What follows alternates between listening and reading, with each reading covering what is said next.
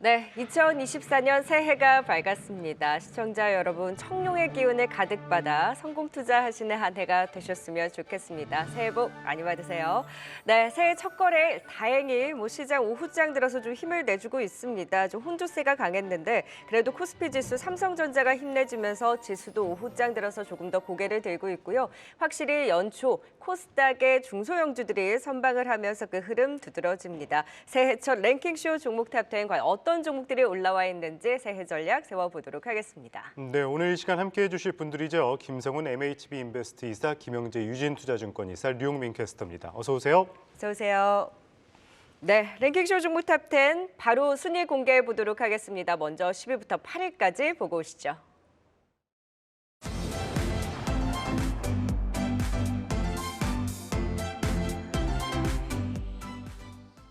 랭킹쇼 종목 탑10 시작하겠습니다. 먼저 10위 열어보겠습니다. 네, 10위는 덴티움입니다. 임플란트 다품종 소량 생산 사업으로 고령화 지속에 따른 성장이 기대되고 있는데요. 한국산 임플란트 가격 경쟁력도 부각되는 가운데 동사는 국내 임플란트 시장 점유율 2위를 차지하고 있습니다. 글로벌 임플란트 시장이 연평균 5.6%가량 증가할 것으로 전망되는 가운데 중국 내 임플란트 시장도 성장세를 보이고 있고 유럽향 매출 회복 가능성도 커지고 있습니다. 10위는 덴티움입니다. 이어서 9위 보겠습니다. 엑시콘이 9위에 이름을 올렸습니다. 반도체 성능과 신뢰성을 검사하는 반도체 검사 장비 사업을 영위하고 있는데요. 현재 반도체 소부장주들 그리고 온디바이스 AI나 CXL 관련주들의 강세가 이어진 가운데 엑시콘의 강세도 두드러졌습니다. 최근 삼성전자가 CXL 시장 선점을 위해서 전사적인 역량을 집중하고 있는 것으로 알려진 가운데 엑시콘은 SSD 테스터 시장 점유율 1위로서 1분기 중 CXL 2.0 테스터 개발도 완료할 예정인 점 부각되고 있는데요. 9위는 엑시콘이 차지했습니다. 네, 8위 열어보겠습니다. 네, 8위는 알테오젠입니다. 3거래일 연속 상승세를 이어오다가 4거래일 만에 반락하는 모습을 보였는데요. 최근 품질 경영 시스템 국제규격 인증 취득 소식도 전해진 바 있고 첫 자체 품목 테르가제의 품목 허가도 다가오면서 관련한 기대감이 커지고 있습니다. 동사는 테르가제의 품목 허가 후 판매를 위한 첫 양산 과정을 거쳐서 올해 중 시판을 시작해 2030년까지 매출 1,000억 원을 달성할 계획이라고 밝혔는데요. 8위는 알테오젠입니다. 네, 10위는 덴티움입니다. 11월 이후에 조금씩 우상향하는 모습을 보이고 있습니다. 해외 매출 확대 기대감에 오늘도 강한 상승세 보이고 있는데요. 이 외국인과 기관의 강한 매수세도 들어오고 있습니다. 덴티움 좀 어떻게 대응하면 좋을까요, 김성훈 이사님? 네, 오늘 덴티움의 상승 이유는 어제 나온 수출 데이터에서 우리가 그 원인을 찾아볼 수 있을 것 같습니다. 일단 임플란트 전체 수출 데이터를 봤을 때는 YOY라고 하죠. 전년 대비해서는 약 32% 증가했고요. 전월 대비해서는 약 30% 증가했는데요. 지금 시장이 주목하는 것은 러시아 쪽 데이터입니다. 러시아 데이터가 전년 대비해서는 약 138% 급증했고요. 전월 대비해서도 128% 급증하는 그런 모양이 나왔습니다. 그러면 왜 이것과 덴티움이 무슨 상관이냐라고 물으신다라면은 이 덴티움이 3분기 실적이 생각보다 좀 덜 나왔거든요. 근데 그 이유가 러시아 쪽으로 어떤 선적이 좀 지연이 됐다라는 이유 때문에 실적이 덜 나왔기 때문에 러시아 수출 데이터가 잘 나왔다라면 덴티움의 4분기 실적은 컨센을 맞춤과 동시에 잘하면 역대 최대 실적에 대한 기대감도 충분히 나올 수 있겠다라는 그런 기대감이 오늘 강한 시세의 원인이라고 봐야 될 것 같습니다. 결국 그동안 좀 주가 눌렀었던 어떤 노이즈들이 오늘 나왔었던 수출 데이터를 통해서 해소가 된 만큼 주가 같은 경우는 적어도 한 15만 원에서 16만 원까지는 무난하게 올라갈 것으로 이렇게 지켜보도록 하겠습니다. 네. 덴티움 다시 한번 힘을 내주고 있는 가운데 확실히 데이터가 잘 나오니 주가로도 반영을 하는 모습 긍정적인 추가 상승 여력 짚어주셨습니다. 자, 이번에는 9위 엑시콘입니다. 새해 들어서도 역시 CXL 테마가 강한 모습입니다. 엑시콘이 지금은 상한가가 풀리긴 했습니다만 장중 상한가를 찍었고 그 외에 이제 네오셈이라든지 퀄리타스 반도체 관련해서도 CXL주들의 동반 상승을 이끌고 있는데요. 일단 워낙 이제 급격하게 오르는 변동성에 대한 우려는 있긴 합니다만 확실히 새해에도 힘이 강한 것 같아요. 네, 그렇습니다. 그 삼성전자가 그 27일 날 그 CXL 관련해서 그 리눅스 체제 하에서 정상적으로 잘 작동했다는 것이 검증되었다라고 발표한 바 있는데 그 이후에 그 CXL 관련주들이 또다시 강세를 보이고 있다라고 볼 수가 있겠습니다.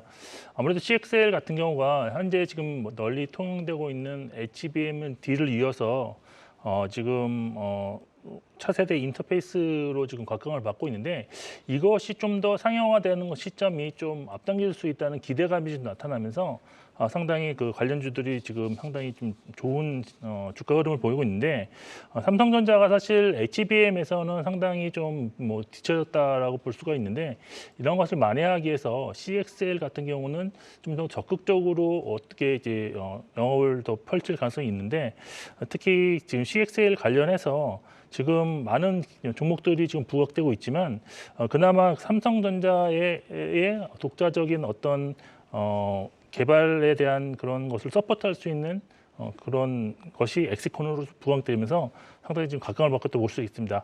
일단 엑시콘 같은 경우는 국내 SSD 테스터 1위 업체인데요. 지금 CXL 1.1 관련해서 이미 테스터를 개발 완료했고 그리고 CXL 2.0 테스터를 1분기 내로 개발 추진장이라는 그런 소식이 좀 들려오면서 상당히 지금 주가가 사상 최고가를 기록하고 있다라고 보고 있습니다. 그리고 사실 CXL이 아니더라도 엑시콘 같은 경우에는 비메모리향 검사 장비 매출이 하반기부터 지금 발생할 것으로 기대되고 있는 그런 상황이었는데 여기에 또 디스플레이 개발 관련 검사 장비도 개발을 추진하고 있어서 이러한 관련 매출도 늦어도 내년에는 나올 것으로 보여서 오히려 올해보다는 내년 실적이 크게 개선될 것으로 기대되는 종목이었습니다. 다만 지금 실적이 가시화되기 이전에 지금 단기로 주가가 급등으로 인해서 사실 밸류에이션상 상당히 좀 부담스럽다라고 말씀드릴 수밖에 없는데 그렇지만 뭐 내년에 지금 컨센서스가 추정치가 순이익이 한 170억 정도 나온다고 지금 형성되어 있기 때문에 이렇게 정말 실적이 나온다 그러면 사실 지금 주가 수준은 그렇게 큰 부담은 아니다라고 볼 수도 있습니다. 하지만 현재로서는 이 가시성이 아직은 조금 더 떨어지는 관계로 저 같은 경우는 일단은 상승시마다 비중을 좀 축소하는 대응으로 하시는 전략이 좀 바람직하다고 보고 있고 또 기관과 외국인 역시 지금 단기 급등에 따라 주가도 상당히 오르면서 차익 매물을 지금 쏟아내고 있다는 점도 좀 참고하시면서 대응하시면 좋을 것 같습니다. 네, 단기 급등 부담스러운 만큼 상승 시 비중을 축소하는 의견 주셨습니다. 이어서 8위 알테오젠 또 진단해 보도록 하겠습니다. 연말 랠리 보였었던 바이오 주죠. 이 JP모건 컨퍼런스 앞두고 알테오젠도 상당히 좋은 흐름 보였었는데 오늘 차익 실현 나서는 모습입니다. 어떻게 바라보면 좋을까요, 김성훈 이사님? 네, 다음 주부터 JP모건 헬스케어 컨퍼런스가 시작이 되는데 여지 없습니다. 이벤트를 앞두고서 누가 먼저 일단 차익 실현을 하느냐라는 눈치가 있었는데 아침에 한 3분 정도 좀 오르더니만 바로 차익 실현이 나오는 것을 볼 수가 있었습니다. 알테오젠뿐만이 아니죠. 한올바이오파마, 레고캠바이오 등 최근에 좀 강했었던 그런 주도 역할을 했었던 바이오 섹터 종목들이 오늘 좀 차익 실현이 나오는 모습을 발견을 할 수가 있겠습니다. 그럼에도 불구하고 올해 우리가 주목을 해야 될 섹터는 역시나 제약 바이오라는 것은 변함이 없는 것 같습니다. 여전히 뭐 이벤트에 의해서 올라갔다라고 하더라도 중요한 것은 금리 정점기에서 이제는 제가 강조를 드리고 있다시피 라이센스 아웃과 기업의 M&A가 활발하게 진행이 되는데 그런 흐름들이 이미 우리는 레고캠 바이오를 통해서 엿볼 수가 있지 않겠습니까? 이제 시작이다라고 봐야 될 것 같고요. 일단 뭐 지금의 어떤 조정을 이용해서 그동안 좀 많이 올라갔기 때문에 매수를 좀 뭐랄까요, 좀 주저하셨던 분들의 경우에는 지금 조정을 이용해서 모아가 보시는 전략이 상당히 좋다라고 생각을 하고 있고요. 다만 진짜 제약 바이오의 어떻게 보면 대시세는 저는 4월부터라고 좀 생각을 하고 있습니다. 왜냐하면은 기존의 과거의 통계를 봤었을 때도 1월과 2월 같은 경우는 좀 제약 바이오가 쉬어가는 그런 모습이 나왔는데 그 이유가 뭐냐면은 아무래도 돈을 빌려서 임상을 하다 보니까 이 1월과 2월 같은 경우는 이제 감사 시즌 아니겠습니까? 그러면은 결국 재무와 관련된 부분들이 부각이 될 수밖에 없고 그래서 감사에게 뭐 한정을 받는다든가 어떤 이런 노이즈가 좀 나올 수밖에 없기 때문에 통계적으로 봤을 때 1월과 2월 같은 경우는 그래서 순수 바이오텍들이 조금 주가가 약한 흐름을 보이는 것은 사실입니다만은 일단 이번 같은 경우는 결국 그런 흐름들이 나온다고 하더라도 그것은 좋은 어떤 옥석을 가리는 그런 우리가 기회로 삼을 필요가 있겠고요. 그리고 이제 바닥에서 새롭게 올라오는 종목들의 경우에도 만약에 그런 종목들 같은 경우는 여러분들이 좀 제끼신다라면은 오히려 수급이 집중이 되면서 소위 템베거가 제약 바이오 섹터에 나올 가능성이 높다라고 여전히 보고 있습니다. 그래서 지금의 제약 바이오 종목들의 조정을 두려워하실 필요는 없다라고 정리하겠습니다. 네, 알테오젠까지 살펴봤습니다. 이어서 7위와 6위 종목도 살펴보겠습니다.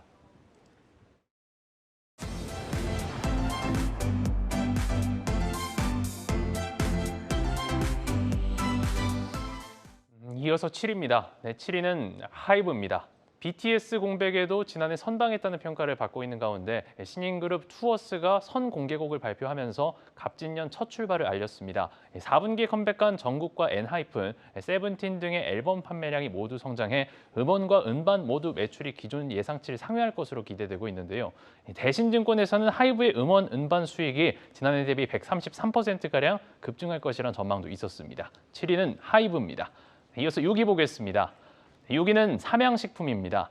올해 글로벌 수출 등 여러 청사진들을 제시하면서 관련한 기대감이 모이고 있는데요. 지난해 사상 첫 매출 1조 원 돌파가 확실시되고 있는 가운데 지난해 2분기에는 역대급 영업이익률도 기록한 바 있습니다.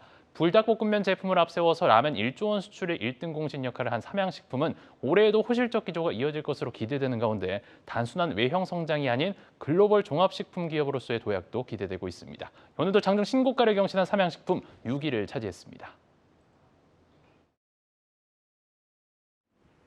네, 7위는 하이브입니다. 엔터주 제각각의 주가 흐름을 보이고 있는 가운데 하이브에서 이제 또 신인 그룹에 대한 모멘텀이 강해지나 봅니다. 지금 투어스에 이어서 아일리까지 출격을 앞두고 있는 상황인데 따라서 신인 아티스트들에 대한 탄탄한 라인업, 하이브가 높다라면서 증권가에서 하이브에 대한 긍정적인 분석을 내놓은 반면에 지금 YG 엔터테인먼트는 블랙핑크의 그룹 활동에 대한 계약은 성사가 됐지만 개별 활동에 대해서는 아무래도 계약을 체결하지 않았다라는 소식에 주가 약세를 보이면서 지금 희비가 좀 엇갈리고 있습니다. 엔터주 안에서도 우선순위가 이제 좀 갈리는 걸까요, 김영재 이사님?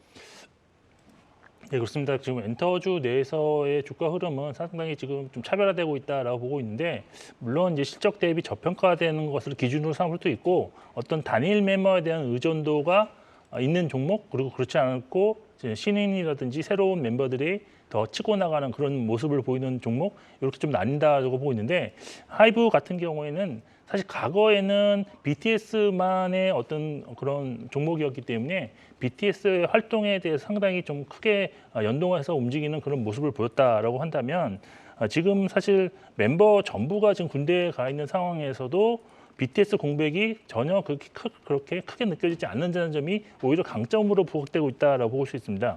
지금 사실 이번 멤버가 4명 정도가 새로 군입대를 했는데, 이미 그 4명이 솔로 앨범, 4명 중에 솔로 앨범 2개를 미리 좀 발매할 것을 예정하고 있어서 준비해 놓은 상황이고, 그리고 제일 먼저 군입대를 한 마태형 진 같은 경우에도 올해 6월 제대로 인해서 제대 이후에 한 차례 정도 솔로 앨범을 추가적으로 발매할 것으로 보고 있습니다. 그래서 이러한 BTS 공백이 없다는 점, 여기에 그 외 멤버인 뭐 TXT라든지 엔하이픈, 세븐틴, 뭐 르세라핌, 뭐 뉴진스 이런 그 외 멤버들이 활발한 음원 발표와 공연이 지금 지속되고 있어서 단일 멤버 의존성이 높은 다른 엔터주와는 좀 차별성이 돋보인다라고 말씀드릴 수 있겠습니다.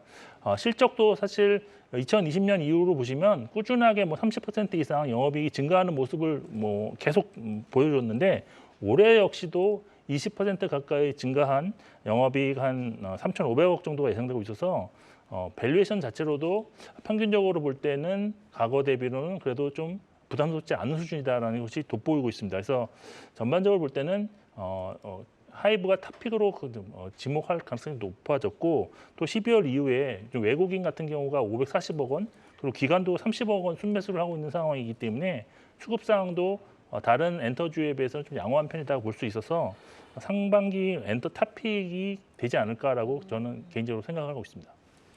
네, 하이브 엔터준의 탑픽으로 꼽으시면서 여전히 긍정적인 의견 주셨습니다. 이어서 6위 삼양식품 또 살펴보도록 하겠습니다. 정말 무섭게 꾸준히 우상향하고 있는 모습입니다. 오늘도 최고가 경신한 모습인데 여전히 좀 긍정적으로 봐도 될까요, 김성훈 이사님? 네, 물론입니다. 삼양식품 같은 경우 주가를 보시게 되면 8월 달이죠. 그때 상한가가 한번 세게 나왔고요. 그리고 주가가 오르긴 했는데 가지고 계신 분들의 경우에는 이 8월 이후 지금까지 6개월에 좀 답답한 흐름이 지속이 됐다라고 봐야 될 것 같아요. 이게 뭐냐면 결국 이 가격 조정이 아니라 고가권에서 기간 조정의 흐름을 거의 뭐 한 6개월 이상 보였다라고 좀 봐도 무방할 것 같습니다. 그리고 나서 오늘 거래가 터지면서 주가가 한 단계 레벨업이 나오는 그 초입이라고 저는 보고 있습니다. 일단 올해 투자 포인트는 총 세 가지로 나누어서 볼 수가 있겠는데요. 첫 번째는 역시나 해외 판매 법인 중심의 고성장이 지속이 된다는 겁니다. 해외 매출 비중이 약 74%까지 올라와 있습니다. 특히나 올해 같은 경우는 인도네시아 법인이 본격적으로 운영이 된다면은 이 역시 실적 기여도에 미치는 영향이 상당히 좀 높다라고 좀 볼 수 있겠고요. 또 하나, 이 항상 식품주들을 볼 때 우리가 빼놓지 않고 보는 것이 바로 원가죠. 이 원가가 가격은 올라가 있는데 원가가 떨어진다라면은 그만큼의 차익을 갖다가 그대로 영업이익으로 가져올 수가 있겠습니다. 최근 소맥과 파묘의 스팝 가격이 연초 대비해서 약 각각 30%, 9% 정도 많이 떨어져 있는 상황입니다. 근데 가격은 많이 올라가 있죠. 그래서 이런 부분들이 매출 총 이익률 쪽으로 이어질 가능성이 여전히 높기 때문에 원가 하락에 따른 마진 개선을 기대를 해볼 수가 있겠고요. 마지막으로는 수출용 캐파가 여전히 증설이 되고 있다는 사실입니다. 밀양 1공장 증설이 완공이 된 지 1년 만이죠. 지난 8월에 2공장까지도 증설을 발표를 했고요. 2공장 같은 경우는 완공이 2025년 8월이라서 좀 시간은 남아 있습니다만은 여전히 이런 부분들을 봤을 때 외형 성장을 기대를 해볼 수 있을 것 같습니다. 최근에 여러분들 유튜브를 보시면은 뭐 김밥, 떡볶이 이런 K푸드가 좀 많이 나오고 있는데요. 역시나 뭐 진정한 K푸드는 여러 가지가 있겠습니다만 이런 좀 김치나 김밥 이런 것들도 좋겠습니다만은 전 세계인들이 가장 많이 먹는 음식을 본다면 역시나 라면이지 않을까 싶습니다. 그래서 라면을 중심으로 놓고 본다라면은 결국은 이제 틈새가 아니라 결국은 삼양식품 같은 그런 종목들이 지금의 추세를 뭐 단순히 어떤 이제는 트렌드에 끝나지 않겠죠. 지속적으로 이어갈 가능성이 높다고 있고 목표 주가는 27만 원 잡고서 여러분들 잘 끌고 가 보시면 좋을 것 같습니다. 네, 요즘 삼양식품 광고 보면 이것이 라면 광고가 맞나 싶을 정도로 사실 광고만 봤을 때는 글로벌을 굉장히 강조를 하거든요. 앞으로의 글로벌 포부와 함께 오늘 또 52주 신고가를 경신한 삼양식품. 반면에 농심도 사실 수출 데이터 잘 나오는데 삼양식품은 답답해도 좀 꾸준히 고점 높여간 것 대비로는 농심이 좀 주춤했거든요. 여기서도 좀 키 맞추기가 나올 수 있나요? 어느 정도는 가능할 것으로 보여지고 있습니다. 근데 농심 같은 경우나 국내 매출에 대한 부분을 무시를 하지 못하겠죠. 또 국내 같은 경우도 좀 우리가 단가를 올리고 싶은데 농심 같은 경우는 정부 눈치를 안 볼 수가 없습니다. 뭐 대놓고 얘기는 못하겠습니다만은 가격을 올리기 전에는 미리 정부에서 허락을 맡아야지만 올라갈 수밖에 없는 상황이기 때문에 그런 것들을 감안해 본다면은 농심보다는 삼양식품 좀 더 가벼울 것 같습니다. 네, 삼양식품을 음식료 라면주 내에서는 조금 더 지켜보자라는 의견까지 들어봤습니다. 10위부터 6위까지 투자 포인트 다시 한번 정리하고 가겠습니다.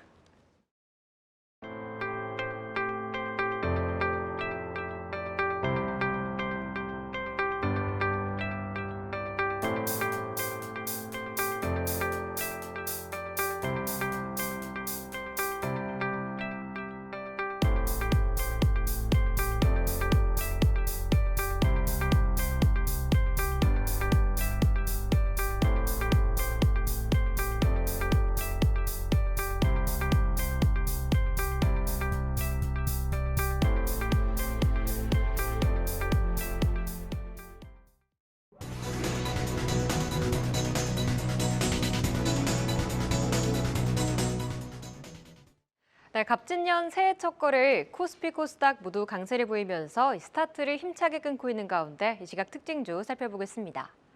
카카오가 힘들었던 작년을 지나고 올해는 달라질 수 있을까요? 증권가에서 또한 입을 모아서 최악은 지났다며 올해 실적 성장 기대한다는 의견을 내놓고 있습니다. 이에 외국인과 기관의 동반 저가 매수도 유입되면서 이 상승을 만들어가고 있는데요. 이 새해 첫날 강한 상승 보이면서 현재 5.8%까지 상승폭 키우고 있습니다. 반도체 업황 12월에도 반등세를 지속하면서 업황 턴어라운드가 정말로 가시화되고 있습니다. 신규 서버용 장비의 세대 교체가 이뤄질 것으로 전망되는 가운데 그중 리노공업은 테스트 소켓 수요 증가에 따른 수혜가 기대되고 있는데요. 오늘 장중 두 자릿수의 급등 보이면서 52주 신고가를 경신했습니다. 현재도 탄력 이어가는 가운데 22만 5천 원 선에 거래되고 있습니다. 한국항공우주가 새해 첫 거를 수주 소식을 빵빵 터뜨렸습니다. 폴란드 수출 계약을 체결한 지 1년 3개월 만에 폴란드 수출형 FA50GF 12대 납품을 성공적으로 완료했다고 밝혔는데요. 역대 최단 기간에 이뤄낸 성과로 11월부터 우상향 곡선 지속하고 있습니다. 3거래제 상승세 보이면서 오늘 5만 원대 돌파하는 모습 나타내고 있습니다. 그렇지만 연말 강한 랠리 보였던 포스코 DX, 코스피로의 이사 첫날 신고식을 제대로 치르고 있습니다. 6거래일 만에 외국인이 매도로 돌아서면서 하락을 보이고 있는데요. 현재 5% 하락하면서 7만 300원 지지하고 있습니다. 지금까지 이 시각 특징주 살펴봤습니다.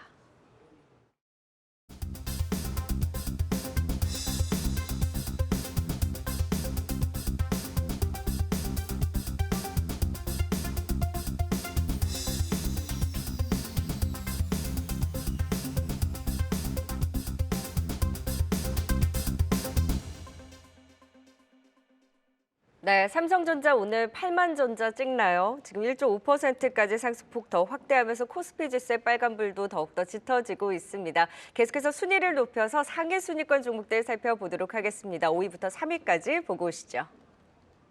네, 이어서 5위 열어보겠습니다. 현대 B&G 스틸이 5위를 차지했습니다.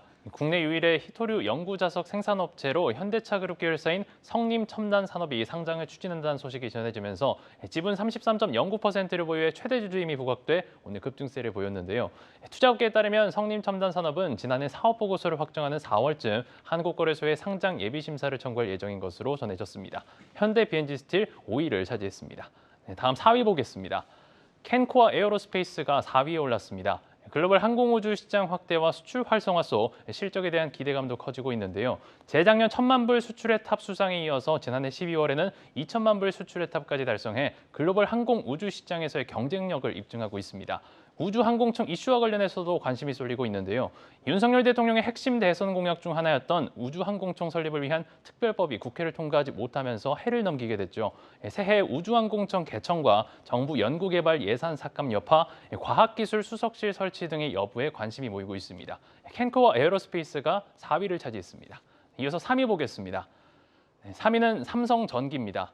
차량 전장화와 자율주행 시장 확대로 차량용 적층 세라믹 콘덴서, MLCC 수요 확대나 모바일향 고단가 부품 수요 증가가 기대되고 있는데요. 올해 스마트폰 회복 가능성이 높아지면서 11월 이후 들어서부터 양호한 주가 흐름을 이어오고 있습니다. 온디바이스 AI 관련해서도 패키지 기판이나 MLCC 모두 직간접적인 수혜가 가능할 것으로 보여지고 있는데요. 올해 실적 기대감도 커지고 있는 삼성전기가 3위를 차지했습니다.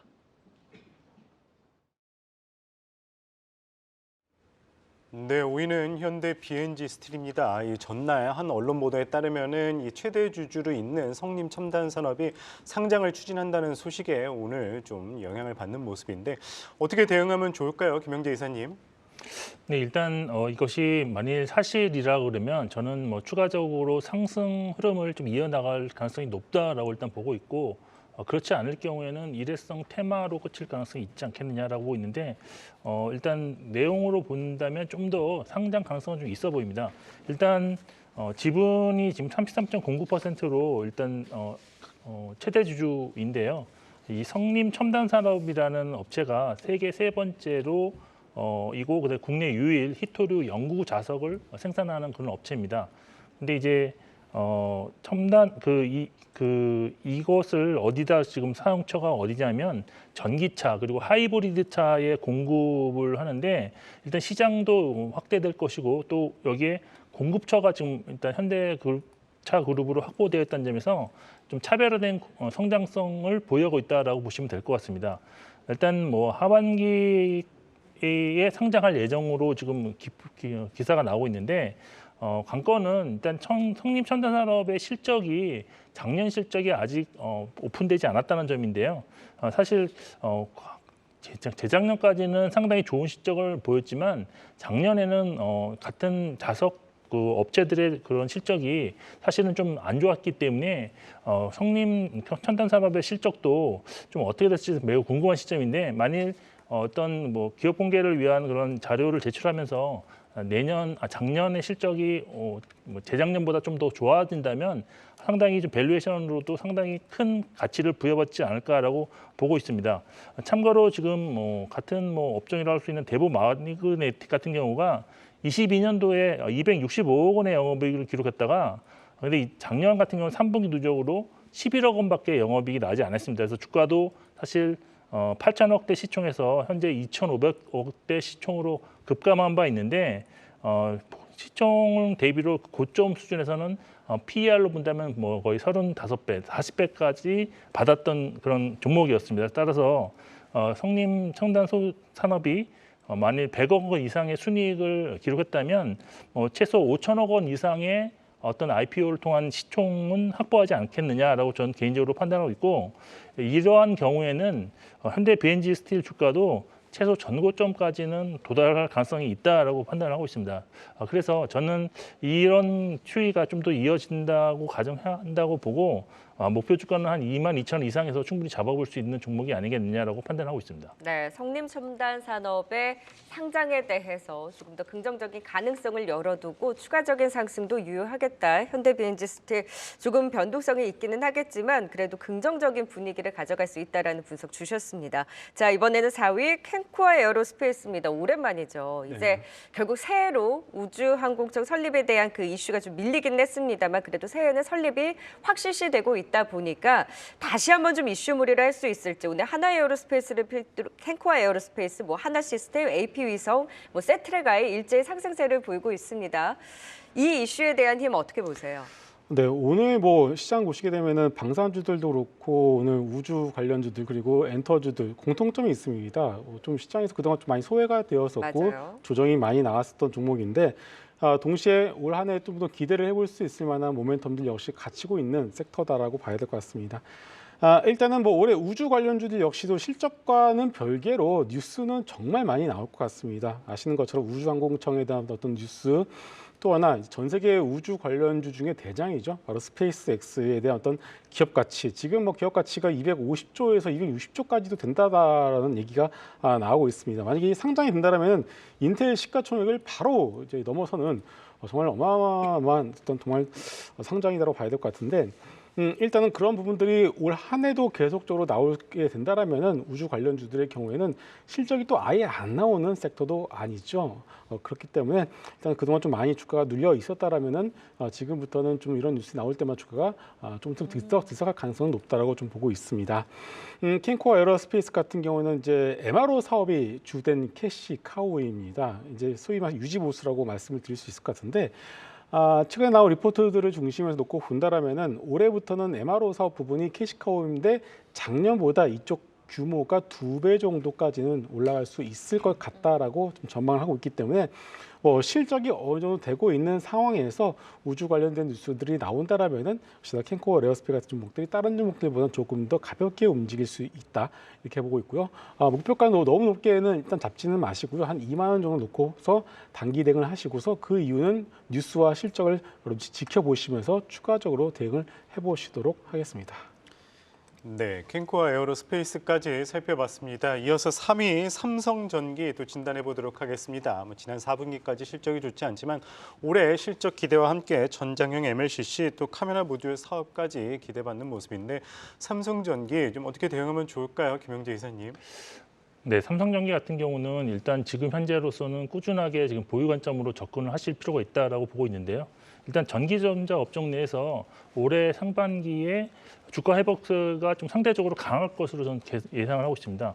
그 이유는 먼저 주력 품목인 MLCC와 관련해서 전방 산업이라고 할 수 있는 스마트폰 시장이 좀 회복세로 전환되는 것이 지금 가시화가 되고 있기 때문인데 지난 10월 달에 이제 글로벌 스마트 판매량이 증가세로 전환됐고 올해 전체로도 약 한 3% 정도 판매량 증가가 예상되고 있습니다. 근데 특히 중국 지역에서의 판매량 회복이 지금 크게 나타나는 것이 지금 확인되고 있는 상황인데 중국 지역 매출 비중이 가장 높은 삼성전기가 수혜의 좀 한 중심이 되지 않을까라고 기대를 하고 있습니다. 전장용 MLCC 경우에도 올해는 고온 고압 하이엔드 제품으로 지금 제품 구입이 다변화되는 상황이고 여기에 이제 자동차 자율주행형 카메라 모듈 수주 잔고를 바탕으로 다시 성장세로 전환될 가능성이 좀 있다라는 분석이 나와 있습니다. 그리고 플립칩 BG의 경우에도 사실 PC 수요 악세로 좀 고수했지만 올해 같은 경우는 PC 수요도 좀 회복될 수도 있고 여기에 AI 가속기용과 일반 서버용 교체 수요가 좀 나타날 수 있기 때문에 여기 기판 부분도 회복으로 전환될 가능성이 높은 상황입니다. 그리고 플러스 알파로 많이 말씀하고 있는 것이 이제 향후 온 디바이스 AR 확대에 따른 수혜도 기대할 수 있는데 아직까지는 이것이 뭐 바로 실적으로 연결되지는 않겠지만 이것은 뭐 플러스 알파이온으로 항상 성장 포인트로 작용할 것입니다. 그리고 이제 마지막으로 삼성전기가 10월 달에 이제 급락을 한 바가 있습니다. 그때 당시에 이제 삼복 실적이 좀 10% 이상 좀 미스가 나왔기 때문인데 그때 당시 가장 주목되었던 것이 엔화 약세의 피해였다라고 좀 나타났었습니다. 근데 이미 지금 엔화 가치가 바닥을 찍고 다시 상승 전환했고 추가적인 엔화 강세가 나온다면 오히려 이제는 수혜주로 부각될 가능성이 있다라고 보고 있습니다. 전반적으로 이제 4분기 실적은 예상을 좀 밑돌 수도 있지만 1분기부터는 증익 흐름이 꾸준하게 이어질 가능성이 있기 때문에 저는 이제 모아 가셔야 되고 있으신 분은 지속적인 홀딩으로 대응하실 필요가 있다. 목표가는 한 18만 원 정도로 제시를 해드리겠습니다. 네, 자 삼성전기까지 강한 움직임 꾸준히 고점을 높여가고 있고 보유에 대한 관점으로 지켜보자 진단 주셨습니다. 실시간 유튜브에서는 또 시청자분들 분위기가 어떤지도 살펴보고 갈까요? 네, 확실히 뭐 반도체라든지 기타 들썩들썩대는 종목들 말씀들 나누고 계십니다. 먼저 백생유령님께서 태형건설 조심해야 한다라는 의견을 주셨어요. 워크아웃 신청과 함께 주가 좀 롤러코스터를 타면서 변동성을 확대했는데 일단은 뭐 시스템 리스크적인 그 흐름은 제한적이다라는 분석이긴 합니다만 새해도 부동산 PF로 파생되는 경계감을 가져야 될지 잠시 후에 또 태형건설을 필두로 해서 뭐 건설 금융사들에 대한 움직임도 같이 진단해 보도록 하고요. 오늘은 뭐니 해도 반도체주들에 대한 일부 급등 움직임 좀 속출하고 있죠. 자, 우리 원샷 원킬님께서 신택 52주 신고가다라고 하셨는데 뭐 CXL 관련주들 급등 두드러지고 오늘 또 기판 내에서 신택 코리아 서킷도 일부 주 힘을 내주고 있는데 신택이 지금 오후장 들어서 더 고점을 높여가면서 10% 가까운 급등 보여주고 있고요. 아름다운 홍홍님께서도 삼성전자 좀 쭉쭉 가자라고 하셨는데 삼성전자 오후장 들어서 더 힘을 내주면서 79,800원 지금 8만 원까지 정말 얼마 남지 않았습니다. 킴세븐도그스님께서도 삼성전자 8만 전자 육박 실화냐, 또 황금거리님께서도 올해 코스피 상단 2,900 예상되고 삼성전자 11만 원 선 가지 않을까라는 기대감을 말씀해 주셨는데요. 이상님, 문님께서도 오늘 삼성전자 8만 전자 갈 수 있을 것 같다라는 의견들 주고 계십니다. 자, 김서우 이사님, 삼성전자도 그렇고 지금 뭐 신택도 52주 신고가죠. 그리고 조금 전에 제주 반도체까지 VR가 걸리면서 와 이렇게 급등인데 여기서 또 급등이 나와 할 정도로 지금 반도체주들이 새해 첫 거래에 굉장히 신이 났는데 너무 또 급하게 움직이기보다는 천천히 타올랐으면 좋겠다라는 생각을 하시는 분들도 있으실 것 같거든요. 오늘 속출하는 급등을 좀 어떤 시각으로 보셨을까요? 역시나 중심에는 삼성전자가 있는 것 같습니다. 지난주 우리가 2024년도 주도주를 한번 살펴보면서 삼성전자를 제가 한번 언급을 드린 적이 있었죠. 삼성전자 같은 경우에는 뭐 CXL 같은 경우가 오늘 삼성전자와 관련해서 키워드가 좀 잡히기는 하는데요. CXL이 실제 실적에 기여하는 기여도는 뭐 미미하다라고 봐야 될 것 같습니다. 역시나 삼성전자 같은 경우는 뭐 레거시 반도체의 수요가 회복되고 있고요. 그리고 AI 기능이 탑재된 스마트폰이 보급이 되면서 본격적으로 스마트폰의 어떤 사업부에 대한 어떤 회복, 그리고 코로나 이후로 가전 사업부 역시도 바닥을 찍고 돌아간다. 이런 것들이 섞이게 되면서 2024년도에 지금 코스피 내에서 대형주 내에서 주도주 역할을 충분히 할 수 있다라는 것이 투자 포인트라고 볼 수가 있는데요. 삼성전자 올라가다 보니까 그 밑에서 이제 서플라이 체인들이 같이 따라 올라갈 수밖에 없는 상황인데 오늘 심택 같은 경우 보시게 되면 심택이 보통 기판주다 보니까 가장 맨 마지막에 올라가는 것이 심택이거든요. 근데 오늘 보시게 되면 정말 그동안 답답했었던 동진 세미캠도 올라가고 있고요. 맞아요. 바로 심택도 올라간다. 이렇게 놓고 본다라면 역시나 삼성전자의 이런 상승 흐름 자체가 일시 뭐 일회성으로 그치는 것이 아니라 올 한해는 조금 더 뭐 중간중간 눌림목은 있겠습니다만은 꾸준하게 올라갈 가능성에 시장이 좀 베팅을 하는 것 같다라고 봐야 될 것 같습니다. 그래서 뭐 심택이 올라가는 데 있어 뭐 CXL 기판 쪽으로 좀 엮인다라는 얘기도 있습니다만은 너무 초기의 어떤 그런 부분이기 때문에 뭐 무관하지 않다는 것은 아닙니다만은 실질적으로는 그것들보다는 삼성전자가 올라감에 있어서 그동안 소외가 됐었던 소재, 장비, 소부장이라고 하겠죠. 이런 종목들이 이제는 좀 힘맞추기를 한다. 이렇게 여러분들이 이해를 하시면 될 것 같습니다. 단기적으로 또 너무 힘을 흐름을 내버리면 연초에 또 좀 쉼이 있을 수도 있잖아요. 사실 오늘 반도체는 강하지만 기타 같이 올랐던 바이오주들에서는 일부 차익 실현 나오는 것처럼 반도체주들도 좀 차익 실현 염두에 두고 대응이 필요할까요? 충분히 그럴 수 있습니다. 왜냐하면은 오늘 바이오 섹터의 조정의 이유는 두 가지인데요. 앞서 말씀드린 것처럼 1월과 2월 달이 감사 보고서 시즌이기 때문에 통계적으로 좀 쉬어가는 흐름들이 나타났다. 두 번째는 JP모건 헬스케어를 앞두고서 먼저 많이 올랐으니까 차익 실현이 나섰다. 이 두 가지거든요. 그렇다면 CES라는 또 이벤트가 또 다음 주에 또 있습니다. 그러면 CES를 앞두고서 이러한 부분들이 또 하나 좀 어떻게 보면 세론의 어떤 차익 실현에 충분한 트리거가 될 가능성도 있습니다. 많이 좀 주가가 고점에서 변동성이 커진다라는 것은 예를 들어서 오늘 뭐 제주 반도체 같은 경우가 좀 올라간다는 것은 반대로 내일 이만큼 내려갈 수도 있다라는 것을 네. 뜻하는 것이거든요. 즉 저점에서 나오는 변동성은 바닥일 가능성이 높고 고점에서 나오는 변동성은 고점일 가능성이 높기 때문에 이 점은 여러분들 좀 염두에 두시면서 지금부터는 좀 이제 가지고 계신 분들이 뭐 차익 실현의 관점에서 접근하시는 것이 나을 것 같고요. 오늘 바이오 보시게 되면 지난주까지는 바이오가 뭐 오늘도 뭐 당장 올라갈 것처럼 하시지만 바로 좀 밀리는 모습이 네. 나오지 않았겠습니까? 이러한 모습들이 뭐 CSL과 이쪽 반도체 섹터 나오지 말라는 법은 없기 때문에 역시나 신규의 접근의 경우에는 정석대로 좀 눌림을 이용하신 것이 좋을 것 같습니다. 추격 매수보다는 강한 뭐 CXL 테마라든지 관련한 종목들도 좀 변동성으로 조정해 나왔을 때 지켜보자라는 의견 주셨고요. 태영건설이 지금 불안한 분위기 속에서도 주가가 들쑥날쑥하고 있거든요. 좀 단기 세력이 들어가는 모습을 태영건설 우선주들까지 좀 들썩이고 있는데 좀 불안한 움직임을 좀 어떻게 또 대응을 그리고 단기적인 움직임으로 또 노려보시는 분들에 대해서도 어떤 의견이실까요? 근데 일단 태영건설이 사실 뭐 문제가 되는 것이 아니라 전체 시장에서의 어떤 PF 관련한 월 부채가 얼마만큼 더 확산될 것인가에서 더 관심을 갖고 있다라고 저는 개인적으로 보고 있는데 태영건설 하나로만 또 본다 그러면 일단 자구책이라든지 어떤 회생을 위한 계속 지속적인 그런 내용들이 나올 것으로 저는 볼 수밖에 없을 것 같습니다.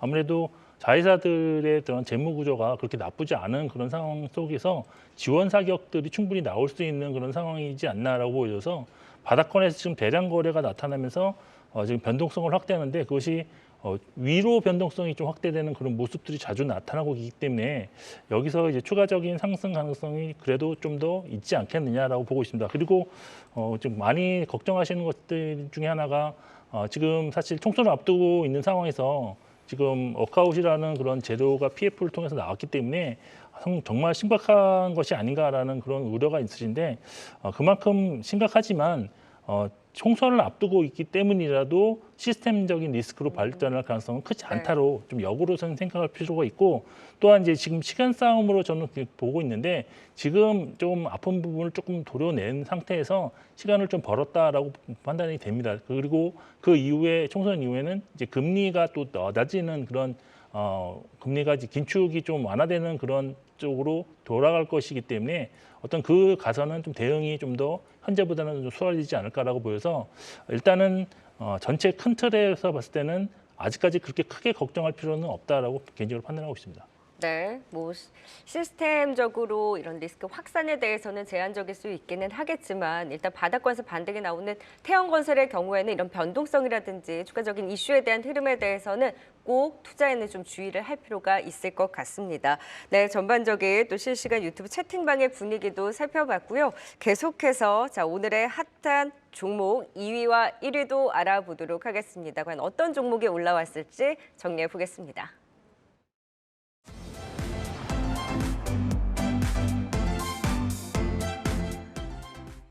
네, 이어서 2위 열어보도록 하겠습니다. 2위는 동진세미캠입니다. 메모리 반도체 가격 회복 속 반도체 생산이 증가하면서 반도체 업황의 훈풍도 이어지고 있습니다. 지난해 10월 12.6% 감소했던 반도체 생산이 11월엔 12.8% 급증한 것으로 나타났는데요. 이 반도체와 디스플레이에 쓰이는 전자재료나 발포를 전문으로 제조하는 업체인 동사는 반도체 재고 수준 정상화에 따른 매출 회복도 기대되고 있고 2차 전지의 지속적인 투자를 통한 성장성도 기대되고 있습니다. 2위는 동진세미캠입니다. 마지막 1위도 열어보겠습니다. 1위는 셀트리온입니다. 지난 28일 셀트리온 헬스케어와 합병을 완료한 후 증권가에서도 합병 셀트리온에 대한 긍정적인 분석이 이어지고 있는데요. 여기에 일본의 다케다 제약으로부터 인수했던 아시아 태평양 지역 사업권 가운데 국내 전문 의약품을 제외한 사업권을 3년 만에 분할 매각한다는 소식도 전해지면서 오늘 주가 상승에 더 힘을 실었습니다. 차후 셀트리온 제약의 합병 가능성도 여전히 존재하고 있는데요. 1위는 셀트리온이 차지했습니다.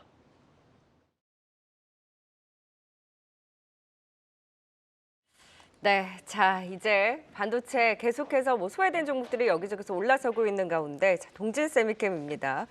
지금 동진 세미캠, 솔브레인과 같은 소재주들도 지켜보자라는 의견을 연말에 주신 바 있는데 오늘 그 양봉이 새 신호탄도 될 수 있을까요? 네. 역시 이제 시장이 이렇게 소외가 되는 종목들까지도 이제 찾아가는 것을 보게 된다라면 역시나 삼성전자의 52주 신고가는 그만큼 의미가 있는 것 같습니다. 동진 세미캠 같은 경우에는 어떻게 보면 소외가 되는 종목들입니다. 왜냐하면 이 시가총액과 이 회사가 차지하는 어떻게 보면은 이 국내 유일의 EUV 포토레지스트 감광액이라고 하죠. 이것을 생산하고 있음에도 불구하고 커버를 하는 증권사가 그렇게 많지가 않습니다. 이제 사회 말해서 이제 회사와 이 증권사 애널리스트 분과 사이가 좋지가 않은 것 같은데요. 그러다 보니까 이제 커버하는 애널리스트도 없고 그리고 목표가도 주어지지 않기 때문에 시장에서 많이 소외가 되는데 실적과 내용만 놓고 본다라면은 뭐 여기서 주가 2배 이상 올라가도 전혀 부담스럽지가 않은 밸류에이션은 누구나 다 인정을 하는 것 같습니다. 일단은 포인트는 간단하게 말씀을 드리게 되면 삼성전자 파운드리 가동률입니다. 결국 이 삼성 파운드리 가동률이 상승을 하게 된다라면은 EUV용 감광액 수요가 증가를 하게 될 것이고 이 소재 업체의 특성상 이 고객사의 가동률과 이게 실적이 연관이 되어 있지 않겠습니까? 근데 물론 이제 작년 같은 경우에는 삼성전자와 SK하이닉스 대표적인 고객사들이 이제 단가를 이제 좀 맞추기 위해서 가동률을 일부러 이제 끌어내린 부분들 때문에 소재주들이 좀 주가 눌린 부분 것들이 있었습니다만은 올해부터는 본격적으로 이것이 정상화되어 간다라는 것을 봤을 때 동진 세미캠은 원래도 싼 종목인데 전체적인 업황이 다시금 살아난다. 여기에 더해서 국내 유일의 EUV 포토레지스트 생산 업체이다라는 점까지 우리가 좀 더해진다라면은 그동안 낮았던 밸류에이션은 재평가를 받을 가능성이 높을 것 같습니다. 네, 동진 세미캠 긍정적인 이야기 들어봤습니다. 이어서 오늘의 1위 셀트리온 살펴보도록 하겠습니다. 셀트리온 헬스케어 흡수 합병한 셀트리온 오늘 52주 신고가 경신을 했고요.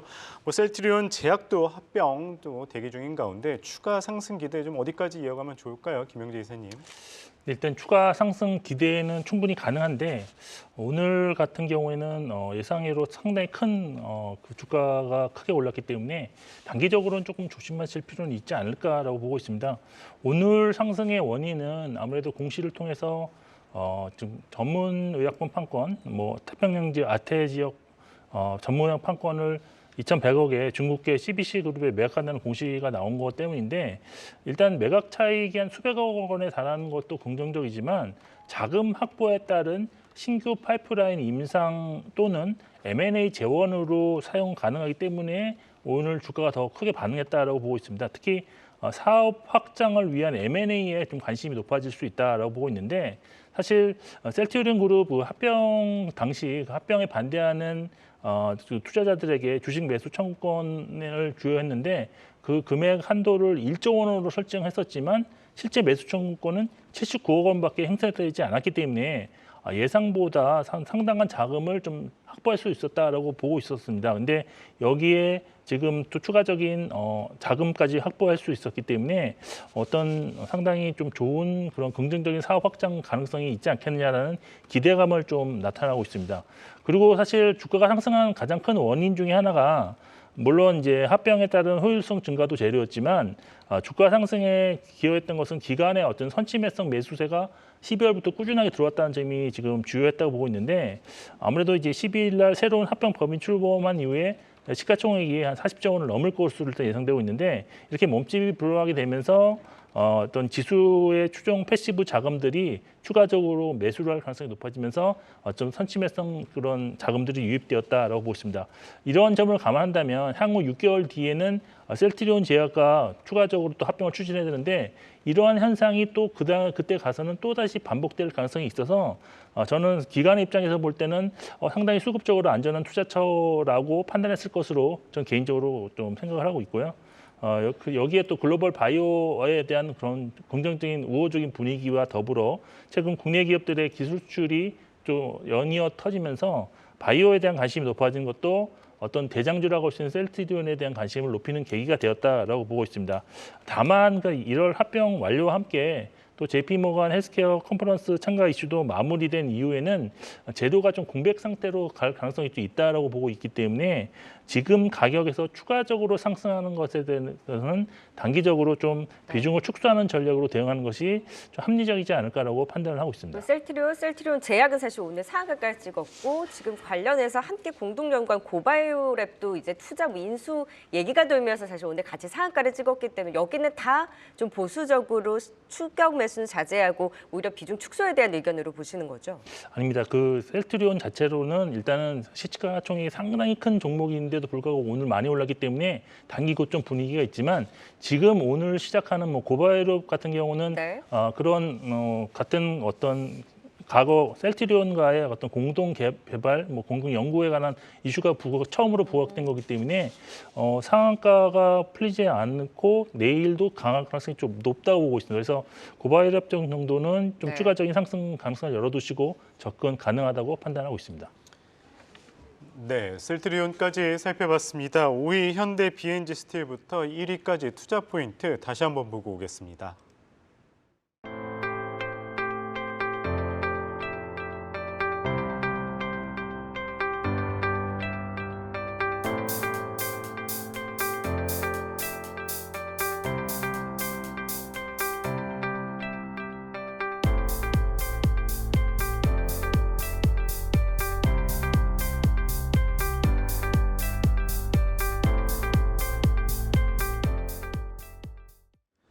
네, 오늘은 김성훈, 김영재 이사와 함께했습니다. 말씀 고맙습니다. 고맙습니다.